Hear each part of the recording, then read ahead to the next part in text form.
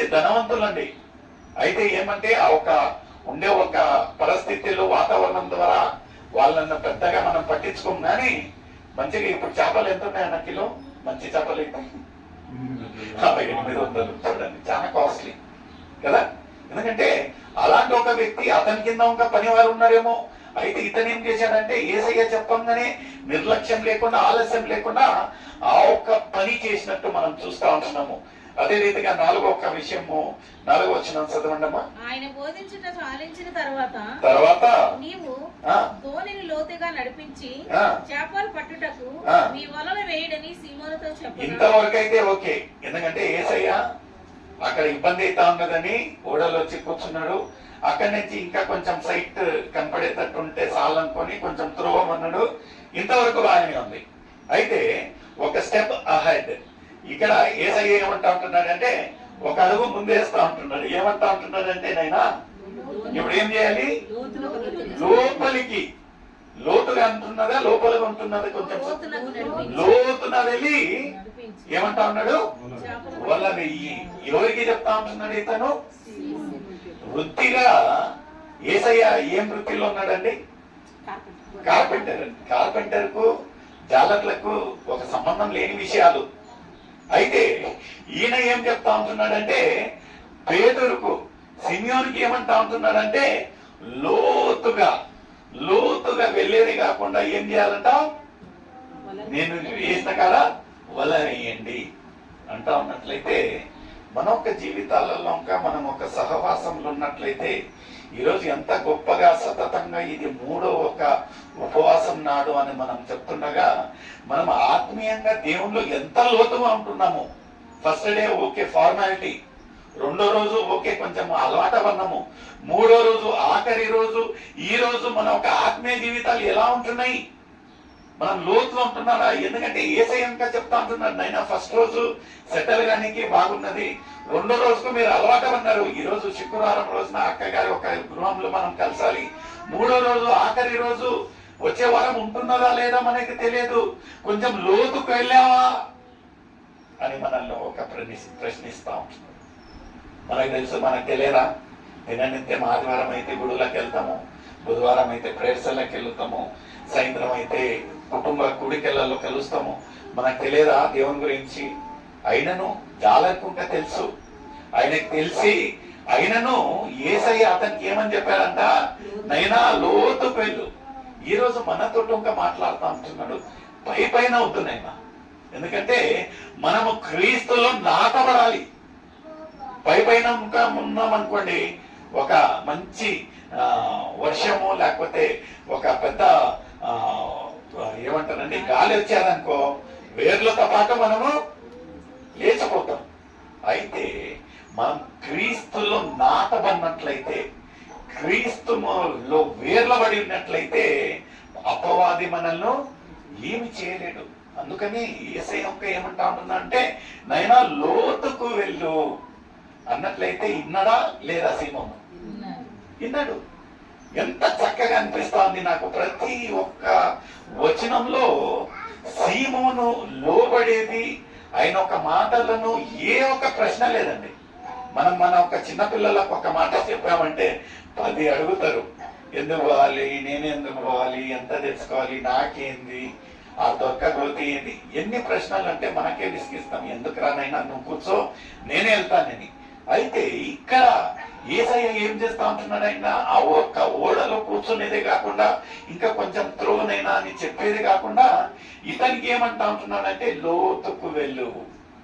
ఆయనను there was no any hesitation, there was no any irritation. ఎంత చక్కగా చూడండి ఏం చెప్పాడంటే, యేసయ్య చెప్పిన మాటలను ఈయన గైకొన్నాడు, లోబన్నాడు, ఆయన ప్రకారంగా వెళ్ళాడు. ముందు ఏం జరిగిందమ్మా?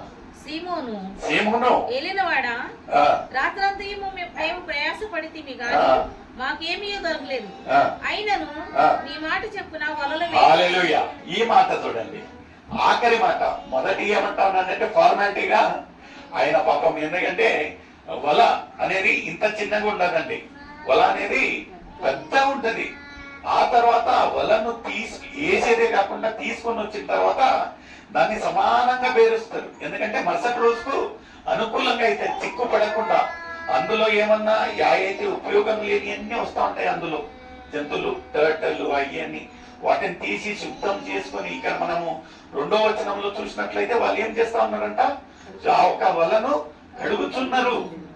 అంత చేసి ఇక్కడ ఉంటే ఈయనకు కనిపించేదంట. పేతురు ఏమన్నారంట, నైనా మేము రాత్రంతా ఏం చేశాము, ప్రయాసపడ్డాము, ఒక్కటి దొరకలేదు. అయితే ఈయనలో ఒక ఇష్టకరమైన ఒక మాట ఏముంటున్నదంటే, ఆఖరి భాగం ఏమంటున్నదమ్మా, అయినను నీ మాట చొప్పున ఆయనతో చెప్పింది. హల్లెలూయా. మనం ఇంకా చెప్పవచ్చు, నైనా ఫస్ట్ వారం వచ్చాము, ప్రార్థన చేశాము, ఎంత గంభీరంగా కన్నీరు విడిచాము నైనా. మళ్ళీ 2వ వారానికి సేమ్ ప్రేయర్ పాయింట్స్ తో వచ్చాము నైనా. 2వ వారం ఇంకా గంభీరంగా ప్రార్థించాము, కన్నీటి ప్రార్థన చేశాము. 3వ వారం ఈ రోజు ఇంకా ఏ విన్నపాలతో వచ్చాము నైనా. ఏం చేసాను, అయినను మీరు చెప్పిన రీతిగా మత్తయి రాసిన సువార్త 7:7లో అడుగుడి మీకు అన్నాడని నేను అడుగుతానైనా అనే ఒక ఆశ మనలో ఉంటున్నది. ఈరోజు వచ్చాము, ఆస్క్, ప్రే వితౌట్ సీకింగ్, అంటే మనము విసుకకుండా మనము ఏసేపును మనం చూసినట్లయితే దేవుడే అన్నాడంట, నైనా ఈరోజు ఉదయాన అయింది, నన్ను వదిలే తండ్రి అంటున్నా, ఆయన నో డూయింగ్, నీవు నన్ను ఆశీర్వదించేంత వరకు. అలాంటి ఒక పట్టుదల, పైన ప్రార్థన అంటే అది లోతుగా ఉండాలి. ఎందుకంటే యేసయ్య అడిగేది కాదే, లోతుగా వెళ్ళండి. మనం ఎంత లోతుగా ఉంటున్నాం ఆత్మీయంగా అనేది ఒక ప్రశ్నగా ఉంటున్నది. అయినను ఇక్కడ సీమోన్ ఇంకా మారలేదండి, ఇంకా మారలేదు. ఆయన యేసయ్య అనేది ఒక తెలియదు, ఏమీ లేదు. ఆయన బ్లైండ్ గా ఏమంటా ఉన్నాడంటే, ఈయన చెప్పిన మాటలన్నీ వింటూ వస్తా, ఆ చక్కటి మాట ఏంటంటే, అయినను నీ మాట చొప్పున నేను వేతునని చేశాడు. ముందు చదవమ్మా. వరాలాగు చేసి విస్తారమైన చేపలు పట్టిరి, అందుచేత వారి వలలు పిగిలిపోవచ్చుండగా. హల్లెలూయా, హల్లెలూయా. ఇంతకు ముందు ఎవరైతే అంత గొప్ప శూరులుగా, జాలర్లు అంటే అందరూ ఒక సూపర్ మ్యాన్లే. ఎందుకంటే అలాంటి ఒక ఓపెన్ సముద్రంలో వెళ్ళి చేపలు పట్టాలి, రావాలి. వాళ్ళ అనుభవంతో ఇతను చెప్పాడేమో, నైనా రాత్రి అంతా మేము ట్రై చేసాము, ఒక్కటి ఇంకా రాలేదు నైనా. అయినను యేసయ్య మాటను తిరస్కరించకుండా లోబడినందుకు ఎలాంటి గొప్పగా చేపలను పట్టేదే కాకుండా ఎంత సమృద్ధిగా అంటే ఆ ఒక వలలు మిగిలిపోయాయంట. హల్లెలూయా. చిన్నప్పుడు మేము సండే స్కూల్లో ఒక పాట వస్తా ఉంటున్నది, ఏంటంటే పొంగి పొంగి ఏం పడ్డది, నా హృదయంలో ఆనందము పొంగుతున్నది, అది పొంగి పొంగి పొంగి పొంగి పొర్లుతున్నది. నిజంగా ఇక్కడ ఒక వల వేసినందుకు 1-2 పడి ఉంటే పెద్దగా దీంట్లో రికార్డ్ అయ్యేది కాదండి. ఎందుకంటే మామూలుగా ఏమో ఆ టైంలో పడలేదు, ఎప్పుడు ఉన్నాయి అన్నట్టు. విశేషత ఎప్పుడు ఉంటున్నదంటే ఆ ఒక విశేషంగా పిగిలిపోయేంత ఆ ఒక వలలు దేవుడు ఒక్కసారి ఆ ఒక గుప్పెట్లను విప్పారనుకోండి, the doors once opened cannot be closed. ఒక్కసారి దాన్ని ఇంకా అరికట్టని చేత కాదు.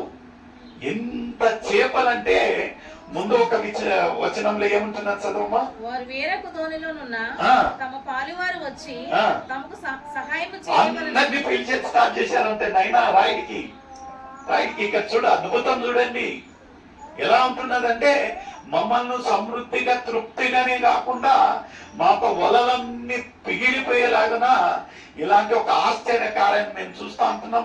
మీరు ఇంకా మాకు సహాయకరంగా రండి. మన ఒక హృదయంలో దేవుని యొక్క సన్నిధిలో దేవుడు చెప్పిన మాటలలో వచ్చి దేవుడు చెప్పిన క్రియలను మనం చేసినట్లయితే మన ఒక ఆశీర్వాదాలను నలుగురికి చెప్పేలాగానే ఉండాలి. అందరికీ చెప్పాలి, నైనా వచ్చేవారం రా, నేను యొక్క ప్రేక్షలకు వచ్చింటున్నాను, నేను యొక్క ఉపవాస ప్రార్థన నేను వచ్చింటున్నాను, దేవుని యొక్క